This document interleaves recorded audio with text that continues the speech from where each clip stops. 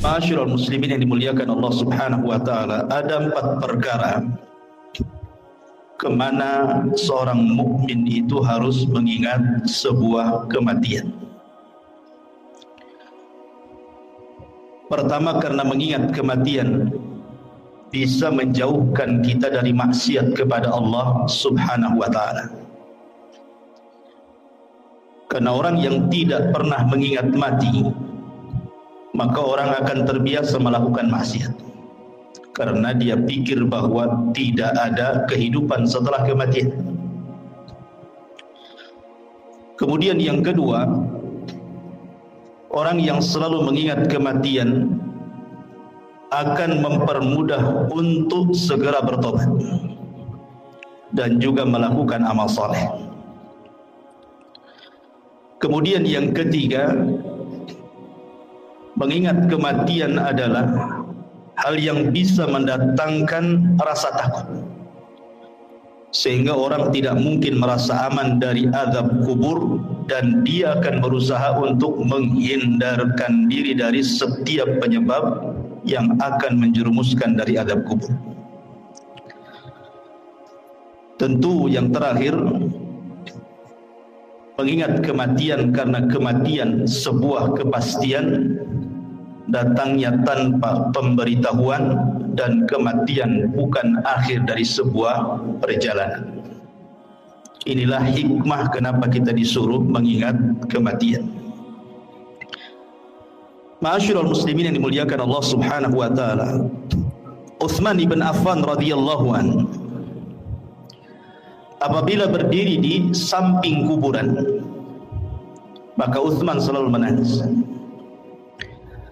Tetapi kalau Utsman dibicarakan tentang kondisi neraka dan azabnya, maka Utsman ibn Affan biasa-biasa saja. Kemudian ditanyakan kepada Utsman ibn Affan penyebabnya.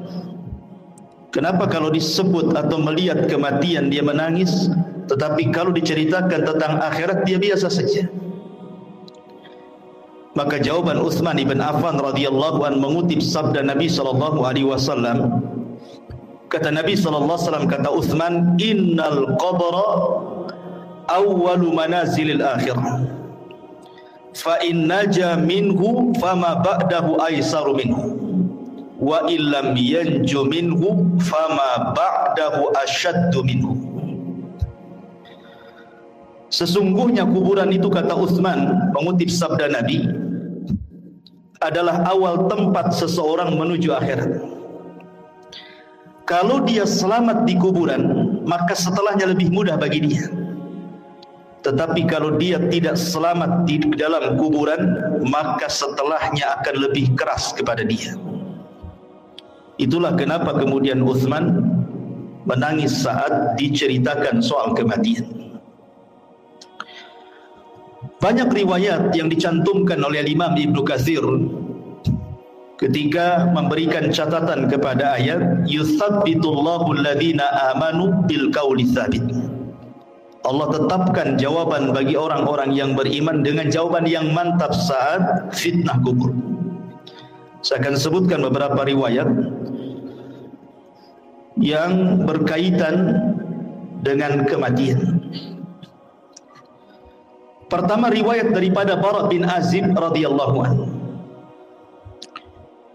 Suatu ketika kata Bara bin Azib radhiyallahu anhu, kami keluar bersama Nabi sallallahu alaihi wasallam mengiringi jenazah seorang laki-laki dari Ansar.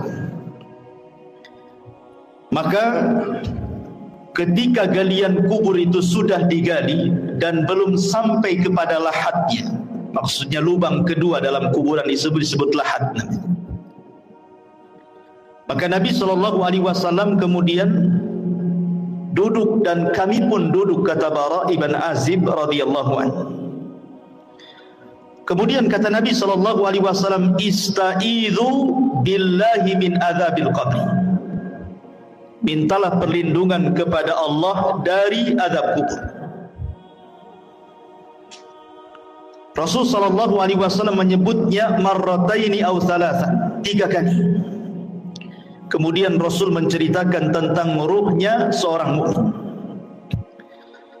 Kata Nabi sallallahu alaihi wasallam, innal abda al-mu'mina idza kana fi inqita'i minad dunya wa iqbali minal akhirati nazala ilaihi malakun minas sama bidul wujuh ka'anna wujuhahumus syamsu.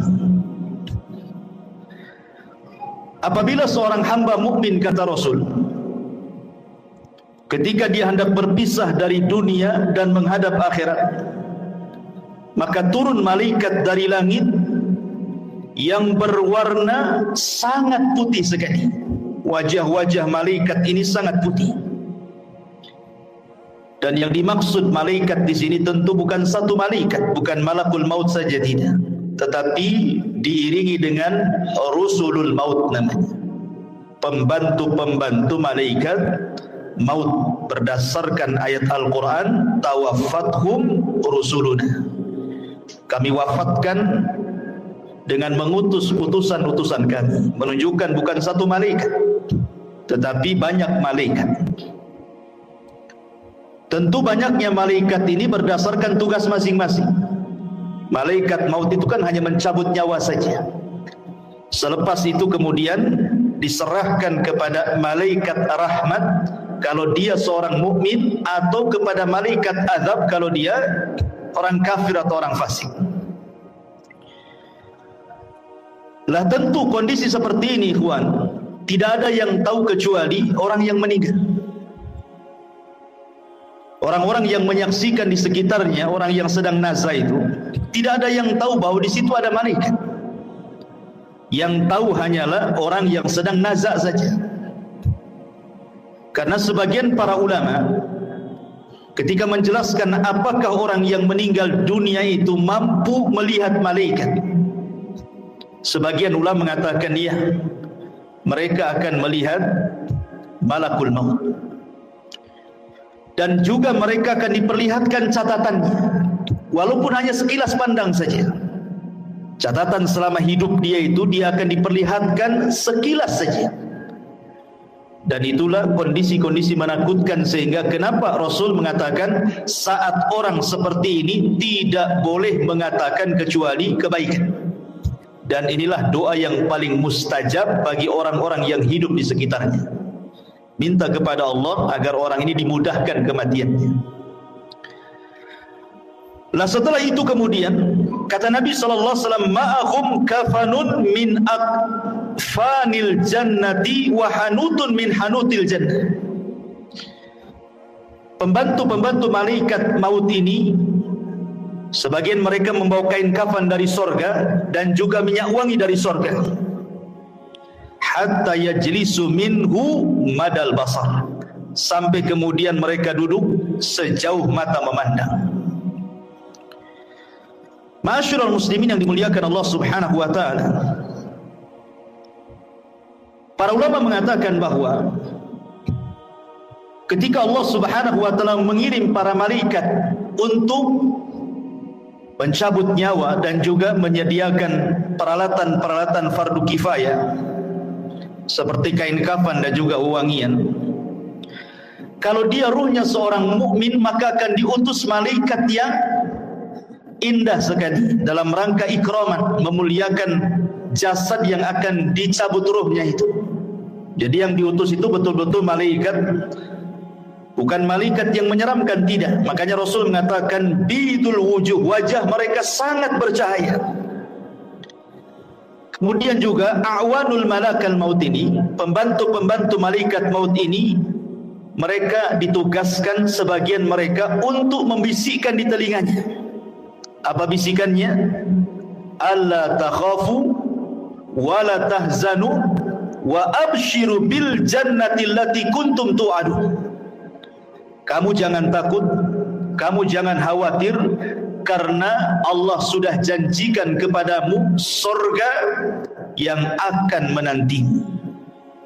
Artinya bahwa kematian seorang mukmin itu sangat indah sekali, sangat indah, dan itulah yang dikehendaki seorang mukmin. Makanya di zaman Nabi SAW ketika ada jenazah yang lewat, kata Nabi SAW, yastarih mustarih wa mustarahu minhu.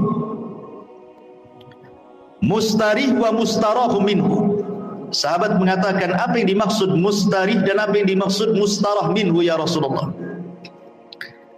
Kemudian Rasul menjelaskan, kalau dia hamba yang mukmin, maka dia mustarih, artinya dia menuju peristirahatannya.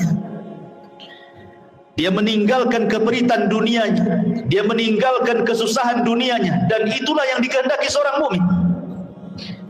Karena di dunia ini kan lelah kita hidup ini, ikhwan. Banyak masalah, banyak ujian, banyak cobaan. Apabila kemudian dia meninggalkan dunia, artinya dia meninggalkan kelelahan itu. Itu kalau seorang mukmin.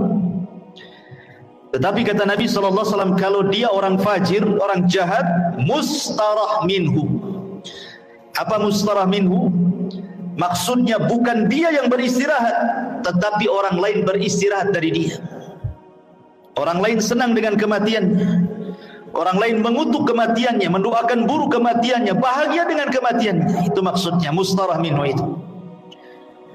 Jadi seorang mukmin itu memang kematian sangat ditunggu-tunggu, karena memang Nabi SAW yang mengatakan, man ahabba liqa Allah ahabballahu liqa'ah. Barang siapa yang cinta berjumpa dengan Allah, maka Allah pun rindu berjumpa dengan dia. Makanya kenapa diutus malaikat-malaikat seperti ini. Kemudian setelah orang ini dihadapkan dengan malakul maut dan juga rusulul maut, maka kemudian dalam riwayat yang lain, malaikat maut akan menyeru kepada orang yang sedang sakaratul maut dengan panggilan, ya ayyatuhan nafsu at-tayyibah. Wahai jiwa yang tenang, kanat fil jasadi tayyib, yang bersarang di jasad yang baik, ukhruji hamidatan, keluarlah dengan sangat terpuji, wa abshiri birauhi wa rauhanin wa rabbi ghairi ghadban, berbahagialah, keluarlah wahai roh-roh yang baik dengan dihadapkan kepada Rabb yang tidak pernah murka kepada anda. Dalam riwayat, marhaban binafsi at-tayyibah, selamat datang jiwa yang sangat baik. Ukhruji ila rabbiki radiyatan mardiyah, keluarlah kepada Rabb yang sudah menanti kamu dengan keridhaan. Tentu panggilan seperti ini, ikhwan, akan merangsang ruh itu untuk cepat keluar. Makanya kalau kita melihat di masyarakat kan, terkadang ada orang yang nazar itu sampai berhari-hari tidak keluar-keluar ruhnya. Ada yang 1 minggu dia sakaratul maut, koma. Ada yang 1 bulan tidak mati-mati. Tetapi ruhnya seorang mukmin ketika dipanggil seperti itu, maka Nabi SAW kemudian mempermisalkan ruhnya seorang mukmin ketika dipanggil dengan kata-kata wahai jiwa yang tenang, maka ruhnya itu akan keluar seperti tetesan air yang terakhir fi famis siqa, dari mulut teko yang terakhir dia keluar. Kalau saya analogikan ini botol aqua, ini kan banyak airnya. Kalau kita buka tutupnya ini, kemudian kita tuangkan, tentu air yang pertama kali yang keluar pasti deras, karena masih penuh dengan air kan. Tapi kalau seandainya air yang dalam botol ini hanya tinggal 1 tetes saja, kemudian kita tuangkan seperti ini, maka air yang 1 tetes itu akan mengalir dengan pelan kan, dengan pelan, kemudian jatuh persis di mulut teko tadi. Begitulah gambaran Rasul ketika menjelaskan ruhnya seorang mukmin itu keluar seperti tetesan air yang keluar yang terakhir dari mulut teko. Jadi akan lembut, lain dengan kalau kita langsung keluar begini kan langsung deras gitu ya. Tapi kalau tetesan yang terakhir kan lembut keluarnya, pelan-pelan, tapi pasti kemudian keluar. Begitulah Rasul menggambarkan ruhnya seorang mukmin apabila dicabut oleh Allah lewat para malaikat maut ini. Ma'asyiral muslimin yang dimuliakan Allah Subhanahu wa taala. Kemudian kata Nabi sallallahu alaihi wasallam, setelah ruh itu dicabut, ingat malakul maut itu hanya mencabut ruh saja, tugas dia selesai sampai di sini. Kemudian setelah itu beralih kepada malaikat rahmat atau disebut dengan rusulul maut namanya. Lah rusulul maut inilah yang kemudian mengambil alih ruh tersebut, kemudian meletakkan di kain kafan yang sudah disediakan dari surga. Kemudian wewangian yang semerbak laksana minyak misik dalam riwayat. Jadi baunya itu membumbung sampai ke langit,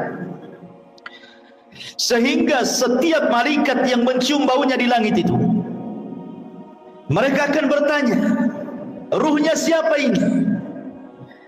Maka malaikat yang membawa ruh ini akan menyebut nama dengan nama yang dia sukai dipanggilnya di dunia dan mengatakan ruhnya fulan ibnu fulan.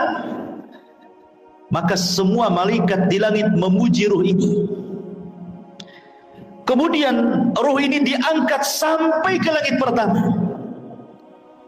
Maka kemudian penjaga pintu langit pertama membuka pintunya, kemudian naik ke langit pertama. Semua malaikat di langit pertama mendoakan ruh ini. Kemudian naik ke langit kedua, seluruh malaikat di langit kedua mendoakan ruh ini, sampai kemudian melewati langit ketujuh. Tidak dijelaskan sampai di mana ruh ini dinaikkan ke langit. Yang jelas dia melewati langit ketujuh. Wallahu alam sampai di mana, karena riwayatnya tidak dijelaskan. Kemudian setelah itu Allah berjumpa dengan ruh ini. Kemudian Allah Subhanahu wa taala katakan kepada malaikat yang membawa ruh ini, kembalikan ruhnya ke dalam jasadnya dengan baik. Catatannya angkat, letakkan di tempat yang paling tinggi yang disebut dengan Illiyin. Illiyin itu tempat yang paling tinggi yang ada di surga. Letakkan catatannya di situ. Kemudian ruhnya kembalikan ke dalam jasadnya. Maka kemudian ruh itu ke dalam jasadnya dikembalikan. Lah saat seperti ini, ketika ruh ini diterbangkan ke langit, disitulah manusia sedang memandikan jenazah ini, kemudian mengkafani jenazah ini, kemudian menyolati jenazah ini, kemudian mendoakan jenazah ini, sampai kemudian ke dalam kubur, kemudian meletakkan di liang lahat, kemudian dipendam kuburannya. Jadi saat proses fardu kifayah itulah ruh naik ke langit. Jadi manusia sedang sibuk memandikan, mengkafankan, menyolatkan, menguburkan, maka ruh punya kesibukan sendiri karena dia sedang menghadap Allah Subhanahu wa ta'ala. Lah kemudian ketika selesai sudah penguburan, barulah kemudian ruh itu dihantar kembali ke dalam kuburnya. Lah ketika ruh dengan jasad ini kemudian kembali, disitulah orang yang ada di kubur ini sempat mendengar pembicaraan orang-orang yang di atas kuburan. Termasuk suara terompahnya, suara sandalnya, dia mendengarnya. Termasuk apa yang dibicarakan di atas itu dia sempat mendengarnya. Apakah dia sedang menangis, apakah sedang mencela, ataukah sedang memuji, ataukah sedang berbicara tentang hal-hal tentang dia, dia semua dengar. Dan itu berdasarkan riwayat Umar bin Khattab radhiyallahu an pernah bercerita ketika Nabi SAW selesai perang Badar. Kemudian pemimpin Quraisy itu semua mati di perang Badar dan dimasukkan ke dalam sumur yang tidak berpenghuni, yang disebut dengan Qalibu Badri. Kemudian Nabi SAW 3 hari menetap di Badar setelah kemenangannya, mulai dari tanggal 17 Ramadan sampai tanggal 20 Ramadan. Kemudian Nabi SAW menghampiri sumur yang dilempar jasad-jasad para pembesar orang kafir, Abu Jahal, Umayyah, kemudian Al-Walid dan semua pembesar Quraisy yang dimasukkan ke dalam sumur itu. Kemudian Nabi SAW mengatakan dengan menyebut satu persatu namanya, wahai fulan, wahai Abu Jahal, wahai Uqbah, wahai Umayyah, disebutkan satu-satu tuh. Kemudian Rasul mengatakan, hal wajadtum ma wa'adakum haqqa laqad wajadna ma wa'adana rabbuna haqqa, kata Rasul. Wahai Abu Jahal dan para pembesar Quraisy yang lainnya, apakah kalian sudah mendapatkan yang kalian janjikan ketika kalian berada di dunia? Kata Nabi SAW, sungguh kami sudah mendapatkan apa yang Allah janjikan kepada kami hari ini berupa kemenangan. Umar bin Khattab radhiyallahu anhu ketika itu merasa heran kenapa Rasul berbicara dengan sumur yang di situ jasad-jasadnya pembesar orang-orang Quraisy. Kata Umar, ya Rasulullah, bukankah mereka sudah jadi bangkai? Mereka tidak akan mendengar ucapan. Tapi Nabi SAW mengatakan, ya Rasulullah, ketika Umar mengatakan, atukallimu amwatan, kenapa kau bicara dengan orang mati? Maka Rasul mengatakan, wallahi ya Umar, ma antum asma lima aqulu lahum. Kalian tidak lebih mendengar dibandingkan orang-orang yang ada dalam sumur ini kepada ucapanku. Artinya para pembesar Quraisy yang sudah mati, yang sudah dimasukkan ke dalam sumur itu sangat mendengar ucapan Nabi. Dari sini istinbat para ulama bahwa apabila orang masuk ke dalam kuburan, maka dia mendengar saat itu apapun yang dibicarakan orang di atas kuburan itu. Makanya pentingnya kita ini menjadi orang baik. Sebab kalau orang jahat pasti akan dibicarakan keburukan di atas kuburan, dan itu menakutkan dia dalam kuburan kan gitu. Tetapi kalau yang dibicarakanlah pujian-pujian, tentu akan menenangkan, karena tidak mungkin Allah mengumpulkan dua rasa takut, baik ketika di dunia ataukah ketika di dalam kuburan. Tidak mungkin Allah kumpulkan dua rasa takut. Kalau dia takut di dunia semasa hidupnya, maka dia akan merasa aman di kuburannya. Tapi kalau dia merasa aman di dunia, maka dia akan merasa takut di kuburannya. Lah ketika kemudian dia sempat mendengar suara-suara pembicaraan orang yang di atas kuburan, sampai yang terakhir sandal yang melangkah meninggalkannya, disitulah kemudian orang ini sempat mendengar akhir suara terompah yang meninggalkan jauh sampai di pintu gerbang kuburan. Disitulah Allah Subhanahu wa ta'ala kirim amal solehnya. Dalam riwayat yang dikeluarkan atau yang diriwayatkan Abi Hurairah radhiyallahu an, tiba-tiba kemudian datanglah salat inda ra'sihi, waz zakatu an yaminihi, wasyamu an yasarihi, wa kana fi'lul khairati min sadaqatin wassilahi wal ma'rufi wal ihsan ila nasi inda rijlaihi. Tiba-tiba ini sebelum mungkar dan nakir datang, maka amalan salat akan mendatangi dan ada di atas kepalanya. Kemudian zakat di samping kanannya, kemudian puasa di samping kirinya, kemudian perbuatan kebaikan dari sedekah, menyambung silaturahim, memerintahkan kebaikan, berbuat baik kepada manusia diletakkan di antara kedua kakinya. Karena kan posisi dia berbaring. Ya, posisi orang yang dikuburkan berbaring.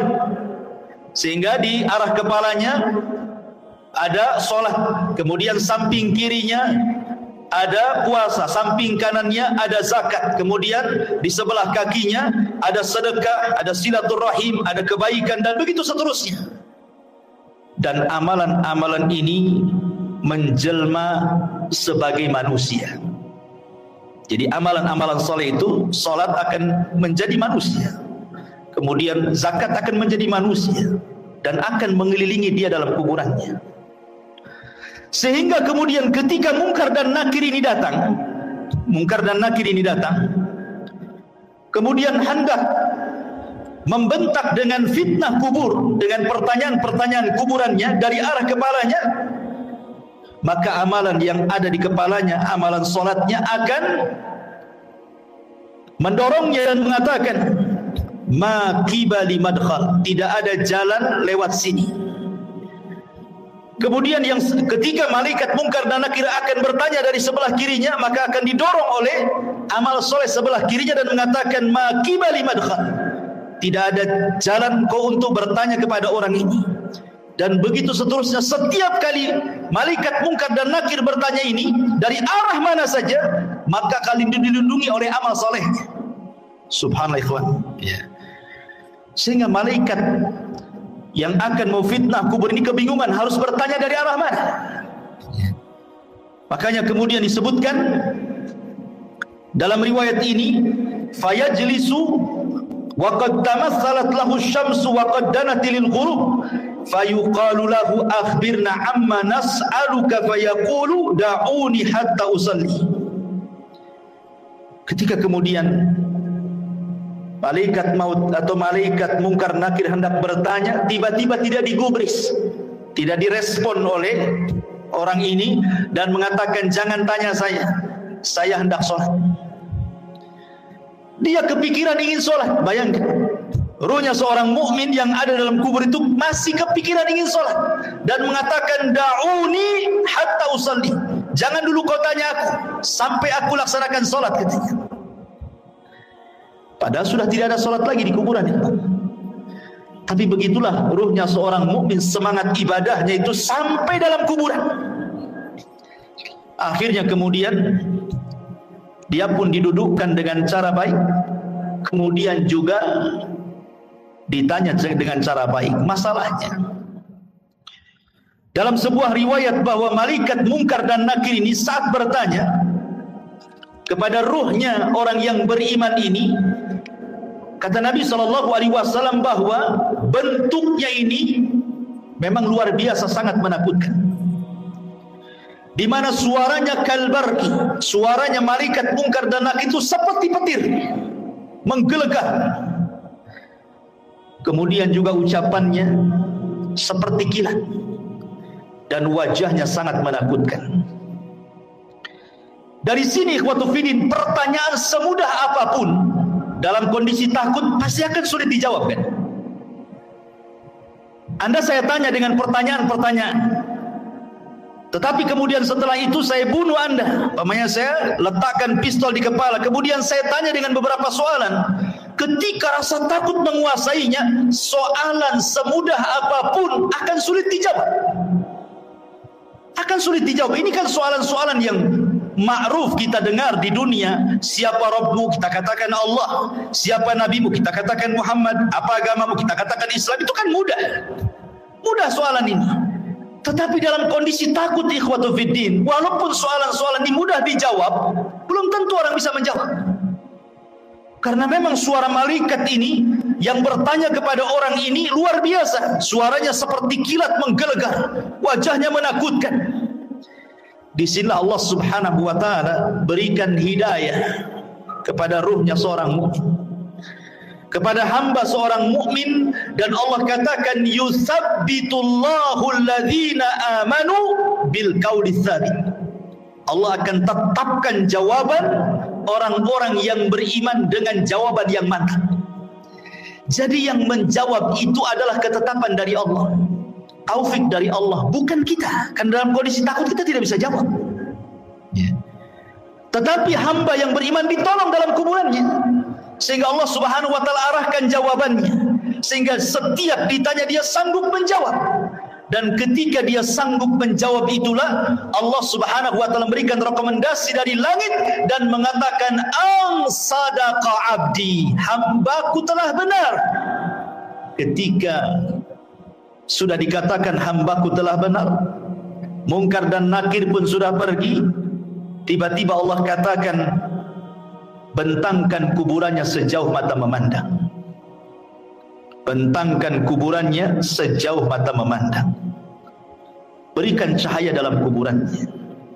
Bukakan pintu dari sorga. Hantarkan minyak wangi dari sorga, pakaian, minuman dari sorga, suasana dari sorga, hantarkan ke dalam kuburannya. Itulah yang disebut dengan nikmatul kubur namanya. Nikmat kubur.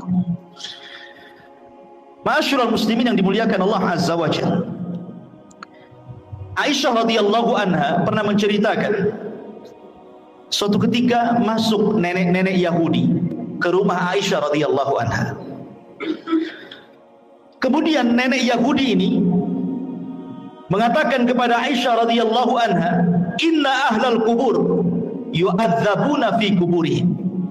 Sesungguhnya orang-orang yang dikubur itu, kata nenek Yahudi ini, mereka akan diazab dalam kuburan mereka. Kemudian Aisyah mengatakan, kadzabti, dusta kamu. Saya akan tanyakan kepada Nabi SAW. Maka setelah itu kemudian nenek Yahudi pergi, Rasul masuk ke rumah Aisyah. Kemudian Aisyah menceritakan, ya Rasulullah, tadi ada nenek Yahudi mengatakan bahwa sesungguhnya orang yang ada di kubur itu akan diazab. Apa pendapat? Kata Rasulullah SAW, kadzabat, dia sudah berdusta. Tiba-tiba kemudian wahyu turun, memberitahu dan membenarkan ucapan orang Yahudi atau nenek Yahudi. Kemudian kata Nabi SAW, ya. Kemudian Rasul mengatakan, inna hadhil ummah tubtala fi kuburihim. Telah benar ucapan nenek Yahudi itu, karena setiap umat itu akan diuji dalam kuburannya. Maksudnya akan diuji dalam kuburannya, akan diberikan fitnah yang sangat menakutkan. Disinilah Nabi SAW mengatakan bahwa kuburan itu awal tempat seseorang menuju akhirat. Lihat, bayangkan fitnah kubur ini kan menyeramkan, ikhwan. Di mana suara malaikat menggelegar seperti petir, kemudian lisannya seperti kilat, wajahnya menakutkan. Apakah kita sanggup melewati fitnah kubur ini? Makanya saking dahsyatnya fitnah kubur ini, sampai-sampai Nabi SAW memberikan irsyad kepada kita, setiap kita sholat sebelum salam, kita berlindung dari azab kubur. Apa kata Nabi SAW? Allahumma inni a'udzubika min azabi jahannam wa min azabil qabri. Tidak cukup wa min adzabil qabri, wa min fitnatil mahya wal mamat. Dari fitnah kehidupan dan kematian. Fitnah kematian artinya fitnah kubur. Karena sangat mengkhawatirkan. Makanya wajar kalau seandainya Nabi SAW memerintahkan para sahabat saat kemudian menguburkan jenazah, disuruh minta dua perkara. Dan ini sunnah bagi antum yang mengantarkan jenazah ke kuburan. Ini jadi sunnah. Setiap antum mengantarkan jenazah ke kuburan, kemudian menguburkannya dan selesai penguburan, dua doa yang disunnahkan oleh Rasul sebelum antum pulang. Pertama, istaghfiru li akhi. Mintalah kepada Allah ampunan akan dosa saudara kita yang ada di kuburan itu. Yang kedua, minta kepada Allah ketetapan supaya dia sanggup menjawab. Itu saja. Itu sunnah dua, jangan pernah ditinggalkan. Jangan kita hantarkan mayat ke kuburan, setelah dikuburkan kita pulang. Enggak begitu sunnahnya. Tetapi selesai penguburan jangan pulang dulu. Kita dekati kuburan, kemudian kita kepal beberapa tanah kalau kita tidak ikut menguburkan, kemudian kita letakkan di atas kuburannya, kemudian kita katakan, ya Allah ampuni orang ini, ya Allah tetapkan jawaban orang ini, kemudian pulang. Itu sunnahnya. Ya. Ma'asyiral muslimin yang dimuliakan Allah Subhanahu wa taala. Kembali kepada hadis Nabi SAW. Kemudian Nabi SAW mengatakan, adapun ruhnya orang fajir, orang jahat, orang kafir, orang fasik, maka kemudian malaikat maut ini akan menyerukan dengan kalimat-kalimat yang sangat menakutkan saat kematiannya.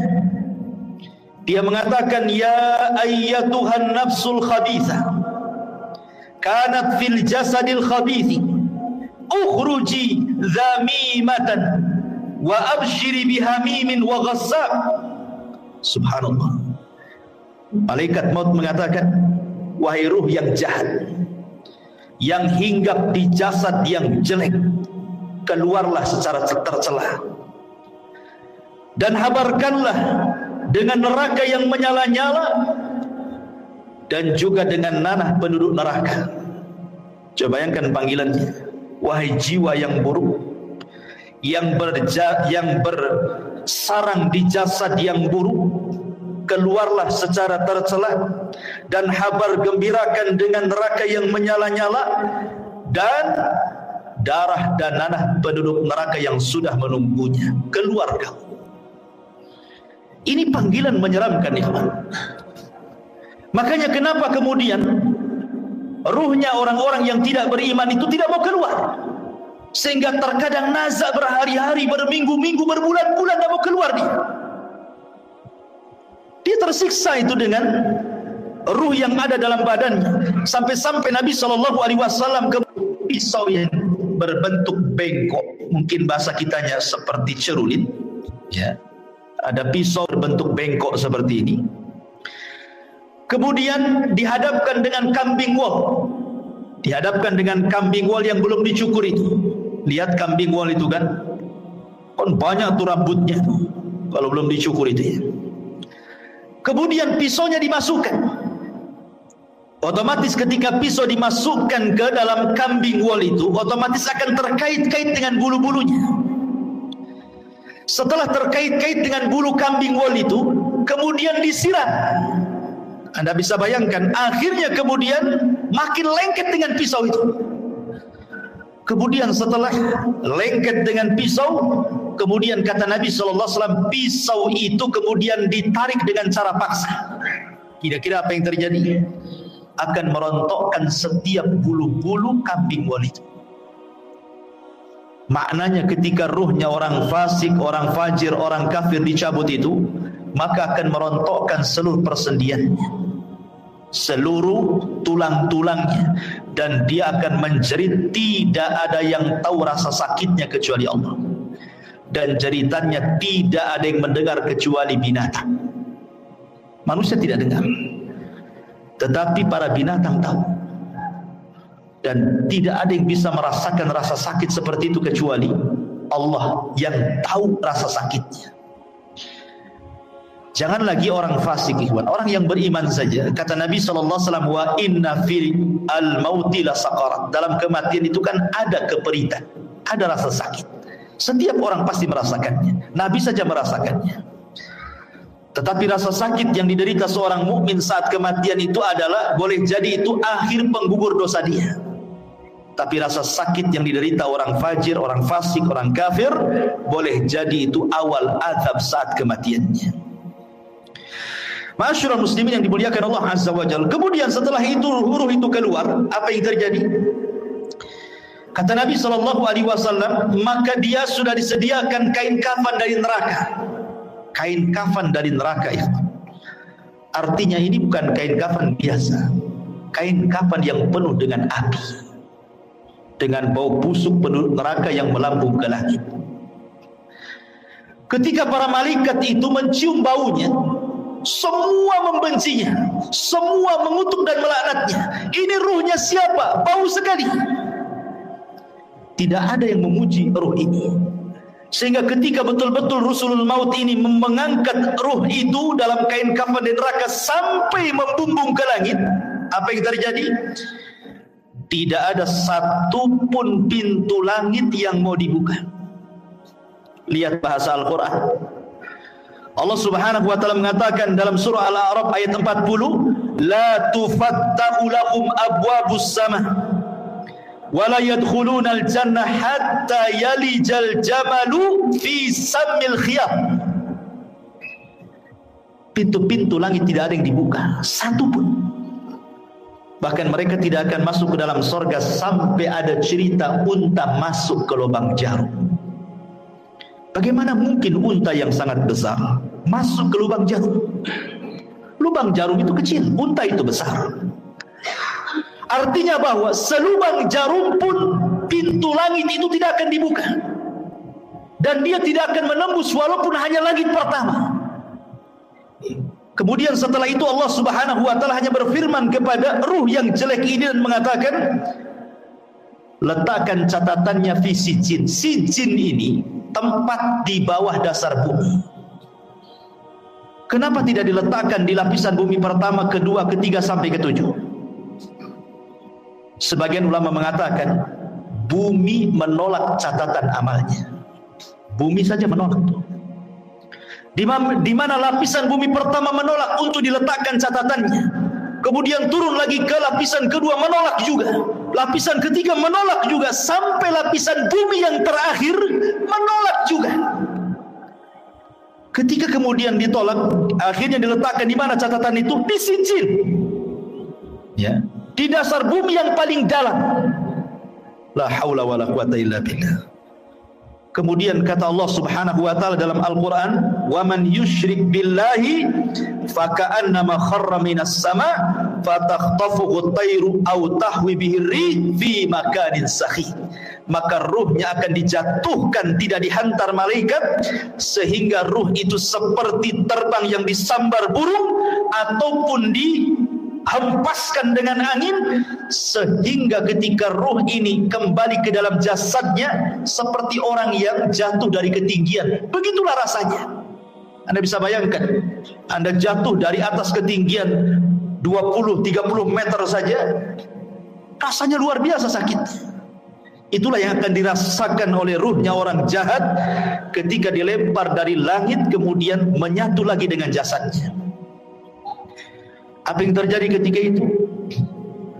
Kalau dia memang amalan solehnya mungkin kurang, dia sholat tapi mungkin jarang-jarang, atau mungkin sholatnya asal-asalan, datang itu amalan-amalan sholat dia, atau mungkin amalan-amalan yang lainnya, tetapi sosoknya menjadi orang lemah, tidak bisa kemudian menolak malaikat mungkar dan nakir yang akan menghajar dengan pertanyaannya.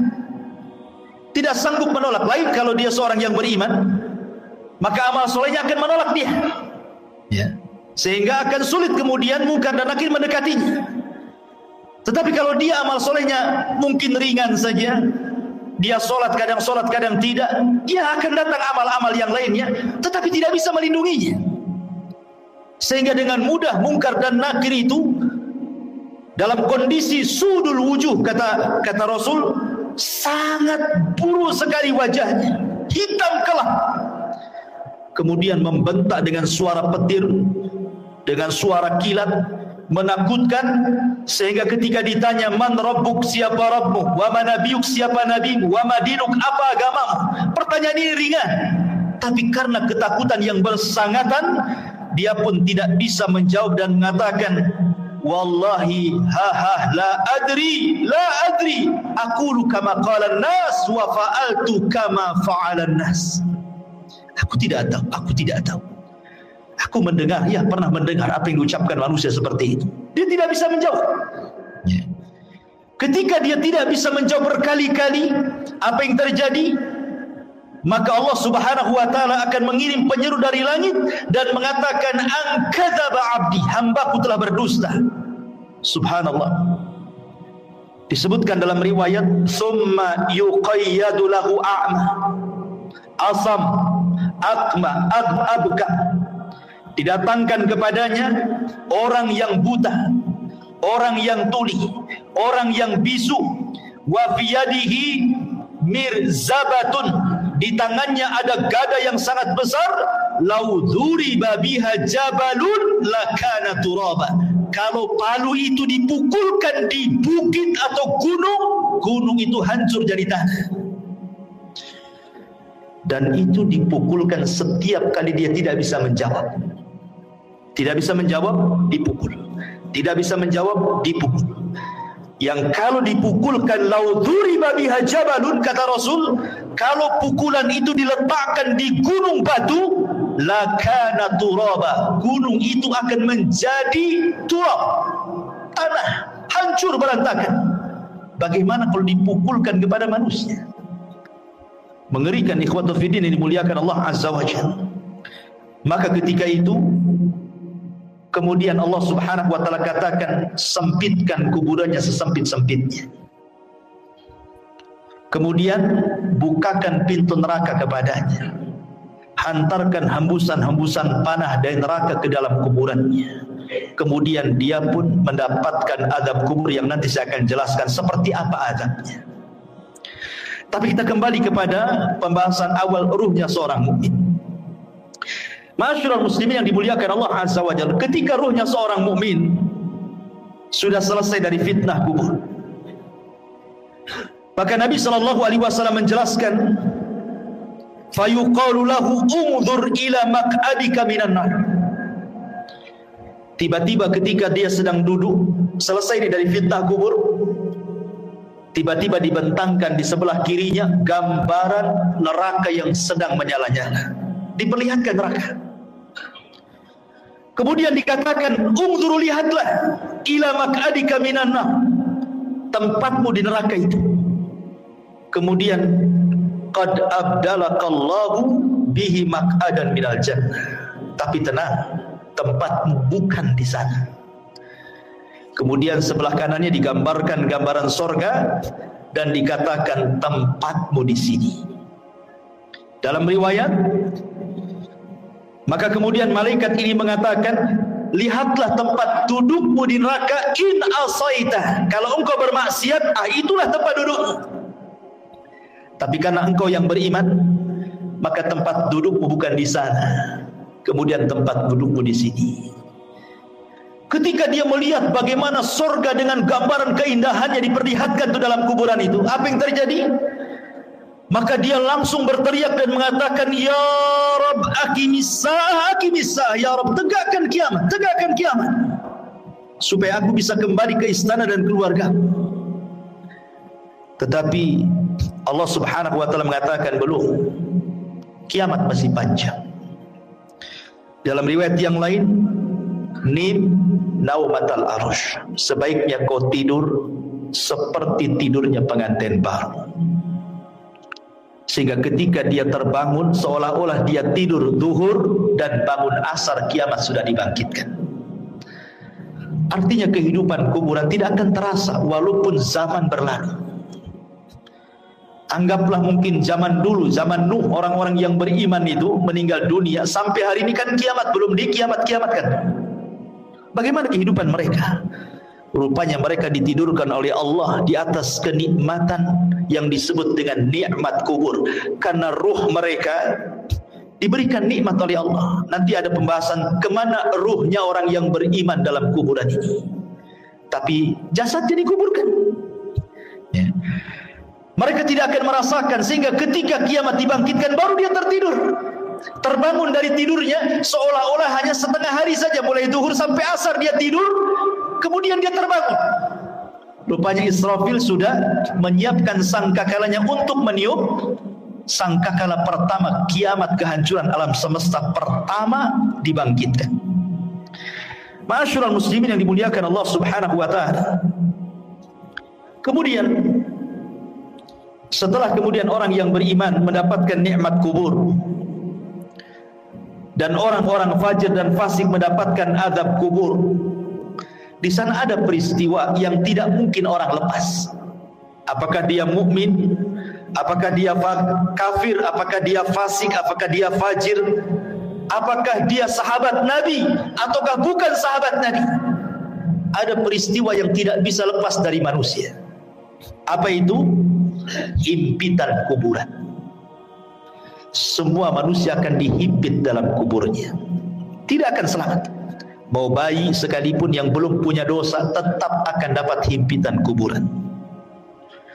Bahkan sahabat Nabi sekelas Sa'ad ibn Mu'adz, yang satu kabilah Aus masuk Islam karena dia.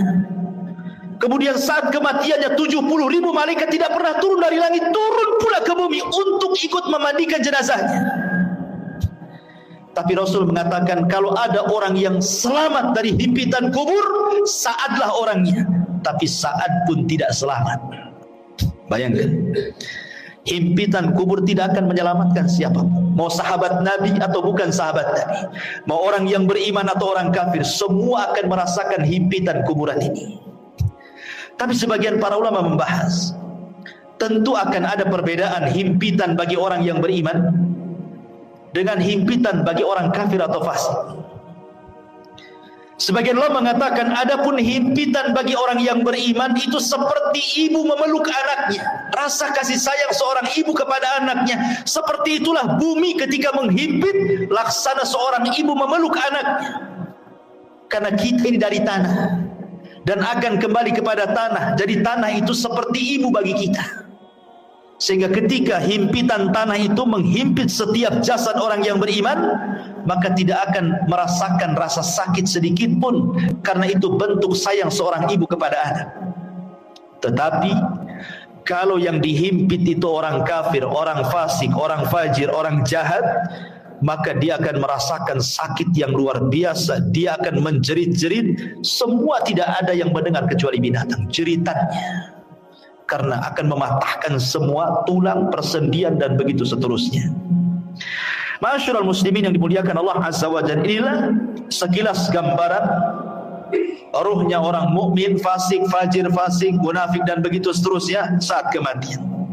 Kita masuk pada pembahasan yang kedua tentang macam-macam azab kubur. Ma'asyiral muslimin yang dimuliakan Allah Azza wa Jalla, azab kubur itu adalah sebuah hal yang wajib kita imani. Syekhul Islam Ibn Taimiyah rahimahullahu ta'ala mengatakan, وَقَدْ تَوَاتَرَتِ الْأَخْبَارِ an Rasulillah sallallahu alaihi wasallam fi thubuti adabil qabri. Habar-habar tentang adab kubur, kata Syekhul Islam Ibn Taimiyah, derajatnya sampai tingkat mutawatir. Jangan sampai diingkari, karena riwayatnya mutawatir. Artinya mutawatir itu banyak sekali riwayatnya. Dan dikatakan oleh Al-Imam Al-Munawi, adabul qabri haqqun. Azab kubur itu sebuah hak adanya. Dan Imam Ghazali mengatakan, man angkarahu fahuwa mubtadi'un. Siapa yang mengingkari azab kubur, maka dia adalah ahli bid'ah. Dan Imam Suyuti mengatakan, azabul qabri wa azabul barzakhi. Azab kubur adalah azab barzakh. Udhifa ilal qabri li'annahu al-ghalib. Kenapa disebut kubur? Karena memang umumnya orang dikubur. Tapi sebenarnya ini disebut dengan barzah. Barzah itu artinya penghalang tembok antara kehidupan dunia dengan kuburan. Makanya tidak akan bisa orang itu mengintip kehidupan kuburan. Kenapa? Karena ada barzah, tembok yang menghalangi antara kita dengan mereka. Walaupun Anda pasang CCTV sekalipun, kita letakkan CCTV dalam kuburannya, maka kita tidak akan mampu melihat mungkar, nakir, peristiwa apapun yang ada di kuburannya. Ingat, karena ada barzah tadi. Barzah itu penghalang antara kehidupan kita di atas bumi dengan kehidupan di bawah bumi. Ma'asyiral muslimin yang dimuliakan Allah Subhanahu wa taala, bicara tentang adab kubur ada 9 poin yang ingin saya jelaskan. Yang pertama, tadi sudah dijelaskan dalam riwayat yang kita sudah lalui penjelasannya, az-zarbu bimitraqatin min hadidin. Pertama, pukulan dengan palu dari besi yang bisa menghancurkan gunung. Dan itu berdasarkan hadis Anas ibn Malik radhiyallahu anhu yang dikeluarkan Imam Bukhari, di mana disebutkan bahwa fayasihu sayhatan yasmauha man yalihi illa tsaqalain. Ketika dia dipukul dengan palu itu, tidak ada manusia atau jin yang mendengarnya kecuali makhluk dari selain keduanya. Artinya jin dan manusia tidak bisa mendengar jeritannya. Yang bisa mendengar hanyalah binatang-binatang itu. Binatang mendengar jeritan kita, tetapi manusia dan jin tidak bisa mendengarnya. Kemudian yang kedua, yufrashu lahu qabruhu naran wa yulbasu naran wa yuftahu lahu babu ila an-nar wa yudayyaku alaihi qabruhu wa yudrabu bimitraqatin adimatin law dhuriba biha jabalun la sara turaba wa yubashshiru bil adabi fil akhirah. Kemudian yang kedua, azab kubur itu terkadang dalam bentuk dihamparkan tikar dari neraka, dipakaikan pakaian dari neraka, dibukakan pintu dari neraka, disempitkan kuburannya, diletakkan palu yang bisa menghancurkan gunung, dan ditakut-takuti dengan azab akhirat. Bayangkan orang yang di kuburan, sebagian mereka dibentangkan tikar dari neraka, dipakaikan pakaian dari neraka lagi, dibukakan pintu dari neraka lagi, disempitkan lagi kuburannya. Subhanallah.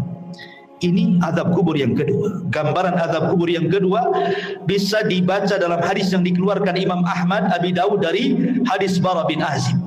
Kemudian yang ketiga, al-khasfu fil ardi. Terkadang dibuat gempa dalam kuburan. Yang merasakan orang yang dikubur saja itu.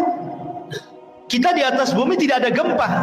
tapi yang ada di kubur itu merasa digempakan, seolah-olah dia kemudian bumi itu digempa-gempakan, dan dia merasakan seperti itu. Dan ini berdasarkan hadis Ibnu Umar radhiyallahu anhuma yang dikeluarkan Imam Bukhari dan Muslim. Kemudian yang keempat, syakku janibai al-fammi ila qafah. Terkadang datang malaikat yang menakutkan, kemudian membawa celurit yang sangat tajam, kemudian dimasukkan ke mulutnya, kemudian diiris sampai ke tengkuknya. Jadi tarik, dimasukkan pisau itu ke mulutnya, kemudian ditarik sampai ke tengkuknya. Nauzubillah. Atau terkadang radkhur ra'si bil hijarah. Ada malaikat yang membawa batu besar, kemudian orang itu dibaringkan, kemudian dibentur-benturkan kepalanya. Kalau hancur nih, dikembalikan lagi kepalanya menjadi bentuk baru, dihancurkan kembali, dan begitu seterusnya.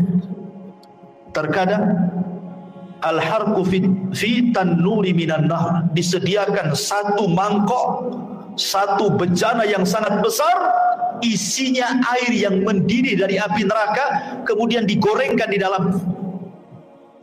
Atau terkadang as-sibahatu fi nahri min damin ma'adh-dharbi bil hijarah.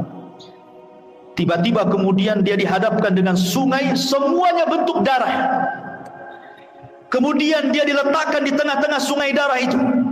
Kemudian dia akan berenang, tidak bisa ke pinggir, karena setiap ke pinggir maka akan dipukulkan batu yang sangat besar ke mulutnya, sehingga dia akan berputar-putar sampai mati hidup lagi, dan begitu seterusnya. Dan 4 poin ini berdasarkan hadis Bukhari yang dikeluarkan atau yang diriwayatkan oleh Samurah ibn Jundab radhiyallahu anhu. Kemudian yang nomor 8, ishti'alul malil masruq minal ghanaim ala sahibi. Kalau dia dahulunya di dunia suka mencuri ghanimah, harta rampasan perang yang belum dibagi, maka harta itu akan didatangkan dan akan menyala-nyala seperti api yang sangat besar dan menyambar-nyambar dirinya. Atau yang terkadang, yang terakhir yang nomor 9, wa ma hadzal adab al-hissi hunaka aidan adabul ma'nawi.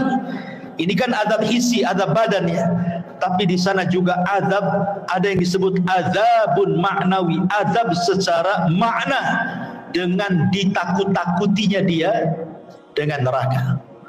Jadi dibentangkan gambaran di neraka, nanti kamu akan masuk ke situ, nanti akan masuk ke situ, dan dia akan merasa takut yang luar biasa. Ini padahal baru adabul adna, ya, adab yang rendah. Adab yang besar itu nanti di neraka. Ini 9 gambaran tentang adab kubur. Adapun adab kubur sendiri, ikhwan, itu terbagi menjadi 2. Ada adab kubur itu yang adabun daim la yanqati'u ila qiyamis sa'ah. Adabnya terus sampai kiamat dibangkitkan, enggak terputus. Dan yang kedua, ada adab kubur itu tidak terus tetapi terputus. Seperti apa gambarannya? Yang pertama, azab kubur yang tidak terputus sampai kiamat adalah azab kubur bagi orang kafir dan bagi orang munafik, dan itu disebutkan dalam surah Ghafir ayat 46. Adapun azab yang terputus adalah azabnya usatul muwahhidin. Mungkin di dunia dia ahli tauhid, orang yang beriman, tetapi terjerumus kepada kemaksiatan. Dia sholat tapi masih berzina, dia sholat masih berdusta, dia sholat mungkin riba, dan begitu seterusnya. Jadi dia masih berbuat baik, beribadah, tapi satu sisi dia bermaksiat, ya. Maka orang-orang yang seperti ini tidak terus-menerus sampai kiamat. Akan tetapi orang yang seperti ini akan terputus azabnya dengan rahmat Allah Subhanahu wa ta'ala. Jadi akan terputus dengan rahmat Allah Subhanahu wa ta'ala. Itu berdasarkan hadis Abdullah ibn Umar radhiyallahu anhuma. Nabi mengatakan, inna ahadakum idza mata urida alaihi maq'aduhu bil ghadati wal ashi, in kana min ahlil jannah famin ahlil jannah, wa in kana min ahlin nar famin ahlin nar, yuqalu hadza maq'aduka hatta yab'atsaka Allahu ilaihi yaumal qiyamah. Kata Nabi SAW, sesungguhnya salah seorang di antara kalian apabila mati, maka akan ditampakkan tempat duduknya siang dan malam. Kalau dia termasuk penduduk sorga, maka dia akan menjadi penduduk sorga. Kalau dia termasuk penduduk neraka, maka selamanya dia akan diazab sampai kiamat dibangkitkan. Artinya kalau orang beriman, ya akan diazab, tetapi ada akhirnya, terputus. Mungkin dengan rahmat dan kasih sayang Allah Subhanahu wa ta'ala. Tapi kalau dia orang kafir, orang munafik, maka tidak akan terputus. Kemudian pembahasan yang keempat tentang apa penyebab azab kubur. Penyebab azab kubur yang paling dominan adalah an-namimah, orang yang suka mengadu domba. Wa adamu tanazzuh minal baul, dan tidak perhatian dengan kebersihan hadas. Dia kencing sembarang. Kan banyak tuh orang yang kencing-kencing sembarang, ya, tidak cebok gitu ya, tidak jelas ceboknya. Dan ini berdasarkan hadis Nabi SAW dari Abdullah ibn Abbas radhiyallahu anhuma. Jadi Nabi SAW ketika itu lewat di dua kuburan, dua-duanya sedang diazab. Kemudian Rasul mengambil pelepah kurma, kemudian dibelah dua, kemudian ditancapkan di dua kuburan. Kemudian Rasul mengatakan, mudah-mudahan dengan dua pelepah kurma yang belum kering ini bisa meringankan azab. Kemudian sahabat mengatakan, kenapa orang itu diazab wahai Rasul? Kata Rasul, yang satu karena dia namimah, suka mengadu domba. Yang satu karena tidak pernah bersih apabila membersihkan hadas. Ini dua poin. Yang ketiga, ghibah. Orang yang suka menggibah. Dan ini berdasarkan hadis yang dikeluarkan Imam Ahmad dan juga At-Tabrani dengan sanad yang sahih dari hadis Abi Bakrah. Bahwa Nabi SAW mengatakan salah satunya adalah yang menjadikan penyebab azab kubur adalah ghibah. Ghibah itu membicarakan orang yang kalau orang itu mendengarnya dia tidak suka. Kemudian yang nomor 4, al-ghulul. Dia khianat dalam harta, mencuri harta orang. Kemudian juga yang nomor 5, hajrul Qur'anil Karim wa rafduh. Dia tidak suka dengan Quran. Dan penyebab orang jauh dari Al-Quran hari ini apa? Handphone. Yang menyebabkan orang jauh dari Quran itu HP atau handphone. Subhanallah, gara-gara handphone, Quran itu tidak pernah disentuh lagi. Alasannya sudah ada aplikasi Al-Quran di dalam handphone. Saya nggak yakin. Nggak yakin orang punya handphone itu ada aplikasi Quran kecuali download kan. Harusnya yang pertama kali kalau antum beli handphone itu yang di download itu Quran kan. Harusnya yang pertama kan. Tapi enggak, yang pertama di download apa? Facebook dulu, YouTube dulu, Instagram dulu, kan begitu ya. Quran itu belakangan kalau butuh saja. Padahal harusnya yang pertama itu. Subhanallah ya. Sekarang ini banyak orang yang mengeser hal-hal yang baik, tetapi hanya sekedar copy paste, kemudian pemberitahuan ibadah kepada manusia lewat medsos, tapi dia sendiri malas ibadah kan? Malas. Bahkan orang yang ibadah saja sekarang diberitahu. Kalau dulu orang sholat malam, tidak ada yang memberitahu dia sedang sholat malam kan? Sekarang dia kasih tahu orang. Kalau dia sedang sholat malam itu dia kasih tahu orang dengan cara apa? Ya nulis status lah di Facebook. Ya mudah-mudahan ada yang bangun jam sekian. Maksudnya itu ingin ngasih tahu bahwa dia bangun. Cuman ngasih tahu saja. Sholat kan gitu. Seolah-olah dia sedang sholat, orang tidak kan begitu. Ini kan ria juga. Apa bedanya kan begitu? Sekarang ini semua itu memang banyak orang yang baik mengeser kebaikan, tapi hanya di-share saja. Orang yang mengeser sendiri tidak pernah mengamalkan kebaikan yang di-share-nya kan. Lalu apa faedahnya ikhwatu fiddin muliakan Allah Azza wa Jalla? Makanya di sini ikhwatu fiddin bahwa tantangan yang paling berat ketika orang jauh dari Quran itu adalah handphone. Handphone ini tidak bisa lepas dari kita. Tidur saja wajib di sampingnya. Kalau bisa itu sekarang ada power bank itu wajib di sampingnya. Nggak perlu lagi dicopkan, sudah ada di bawah bantal. Bangun saja itu yang dibaca. Kira-kira ada apa nih? Kemudian kalaupun dia sekarang kan tidak ada orang dengar televisi kan atau melihat televisi, jarang. Orang sekarang pegang handphone, di mobil pegang handphone, di pekerjaan tinggal handphone. Kalau hilang handphonenya, itu kayaknya hilang dunia dari dia. Ya kan? Kalau dompet ketinggalan, gampang lah nanti. Tapi kalau handphone ketinggalan, pulang diambil. Ya, sampai seperti itunya.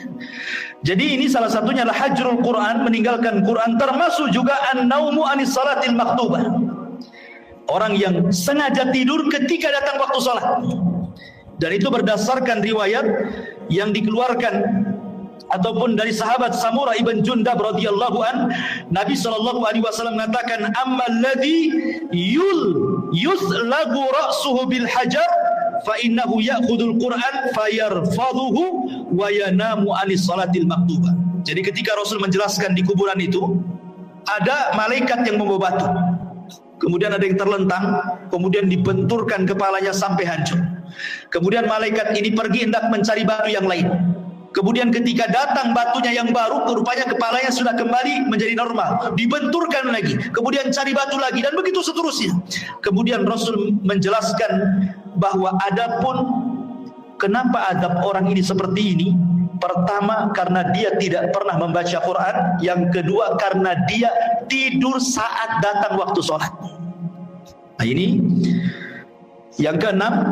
Kemudian yang ketujuh al-kadhib, orang yang suka berdusta. Dan sekarang dusta ini paling mudah dilakukan dengan medsos. Sekali lagi kembali ke medsos, apalagi musim politik. Hati-hati, musim politik ini jangan nge-share asal-asalan. Karena terkadang untuk menjatuhkan lawan, terkadang menyebarkan berita hoax. Kita tidak tahu. Ya, contoh umpamanya akhir-akhir ini kita mendengar Saudi Arabia mengadakan pesta itu, Hollywood itu apa itu ya, pesta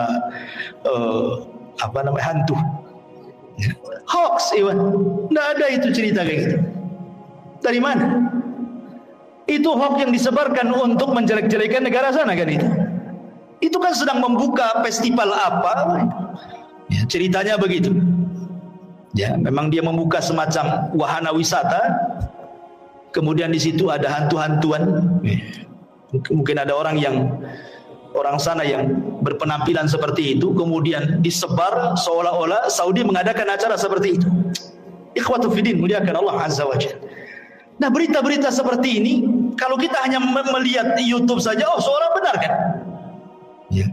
Ini berita hoax. Kadang-kadang kita mudah terpancing dengan berita-berita seperti ini hanya karena melihat YouTube saja kan.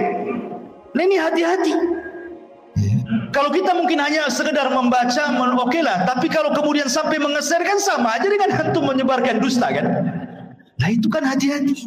Ini penyebab azab kubur terbesar hari ini adalah dusta. Karena orang berdusta paling mudah sekarang. Nulis status share, copy paste share, selesai. Dia tidak sadar bahwa dia sedang berdusta. Kalau dulu berdusta itu paling 1-2 orang yang kena korbannya. Sekarang kita berdusta ini bisa ribuan orang kena korban, ikhwan. Dengan cara melihat itu semua kena dengan berita yang kita share. Nauzubillah. Ya. Dan ini kata Al-Hafidz Ibnu Hajar rahimahullahu taala, wa innama istahaqqa ta'dzib lima yanshau an tilka kadzbah. Bahwa kata Imam Al-Hafidz Ibnu Hajar rahimahullah mengatakan sesuatu hal yang berhak mendapatkan azab kubur ketika seseorang mudah kemudian menyebarkan berita dusta. Kemudian yang nomor 8 zina berdasarkan hadis Samurah bin Jundab. Kemudian yang nomor 9 aklur riba, memakan dosa riba. Kemudian yang nomor 10 asyirku wal kufru, kesyirikan dan kekufuran. Termasuk juga niyahatul mayyit.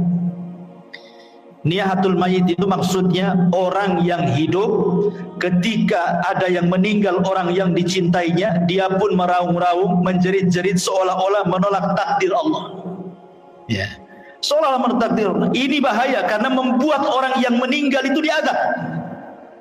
Kata Nabi sallallahu alaihi wasallam, yu'adzabul mayyitu bibukai ahlihi. Bahwa mayit akan diazab dengan tangisan orang yang hidup kepadanya. Makanya antum wajib, laki-laki yang menggunakan akalnya, kalau ada keluarga yang meninggal, nasihati.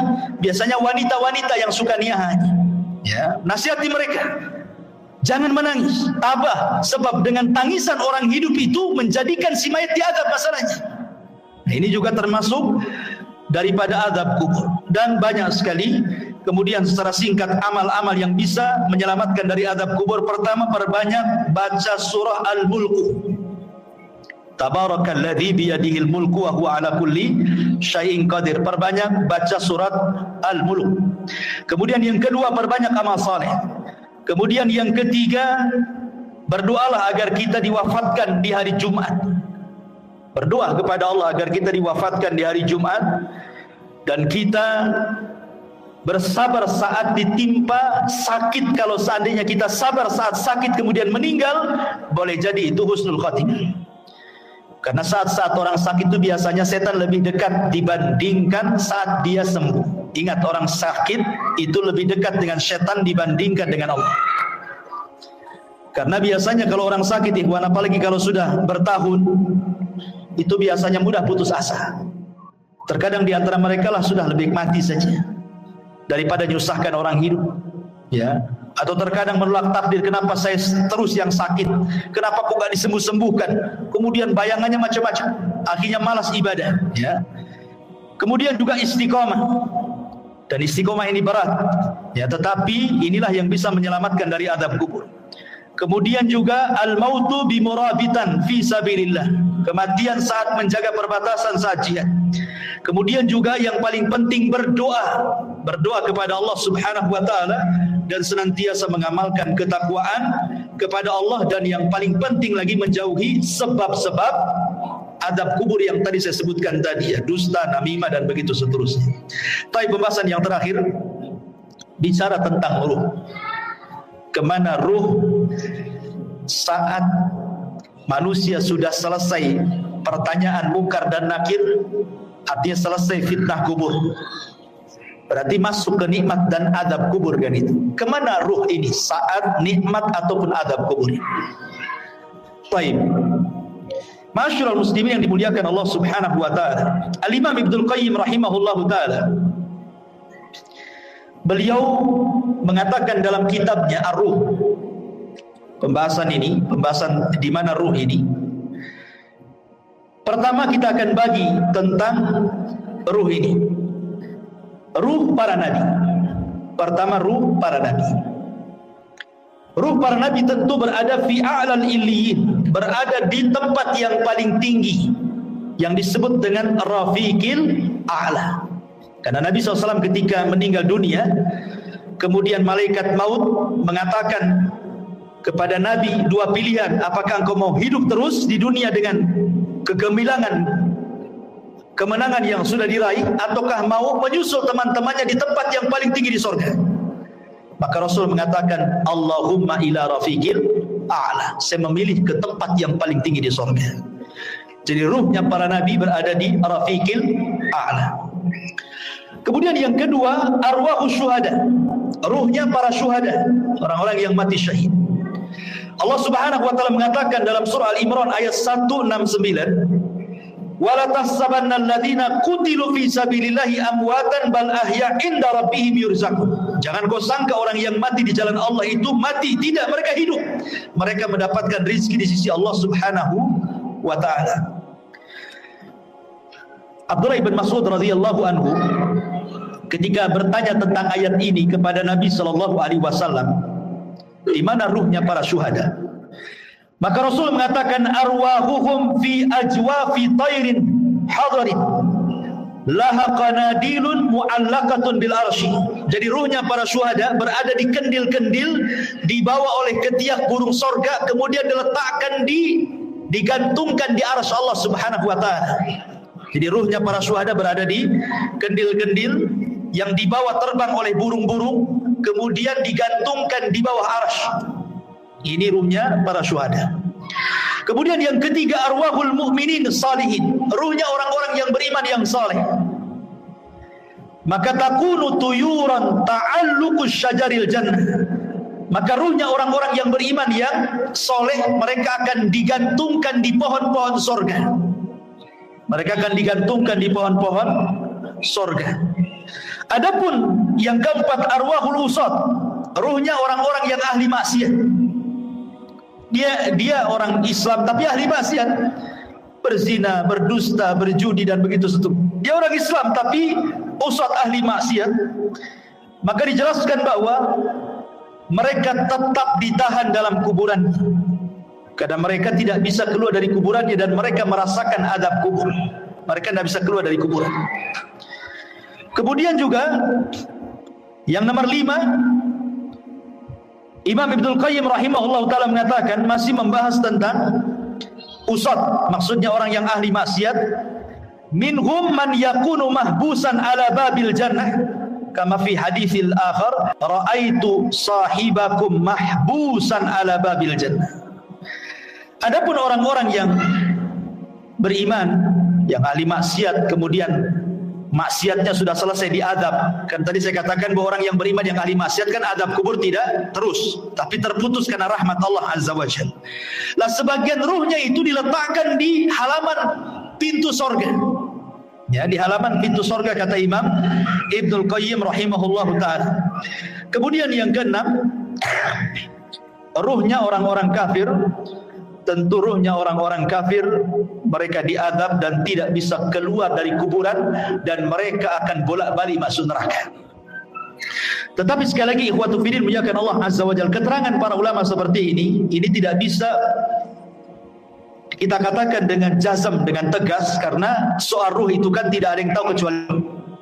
Makanya Al-Imam Ibnul Qayyim rahimahullahu ta'ala ketika Al-Imam Ibnu Utsaimin rahimahullahu ta'ala ketika ditanya tentang ruh ini, maka beliau mengatakan ruh itu urusan Allah Subhanahu wa ta'ala, dan ini adalah perkara gaib, kita tidak bisa menetapkan kecuali dengan dalil. Ini kan hanya ijtihad para ulama saja seperti ini.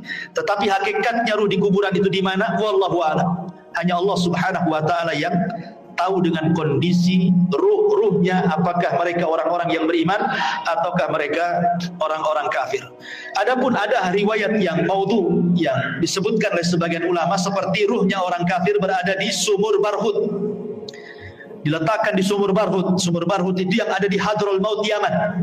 Di situ ada sumur, antum bisa klik saja atau di YouTube sumur Barhut. Itu sumur menakutkan yang ada di Yaman. Ya. Sampai hari ini para ilmuwan berusaha meneliti itu. Ya, sumurnya besar.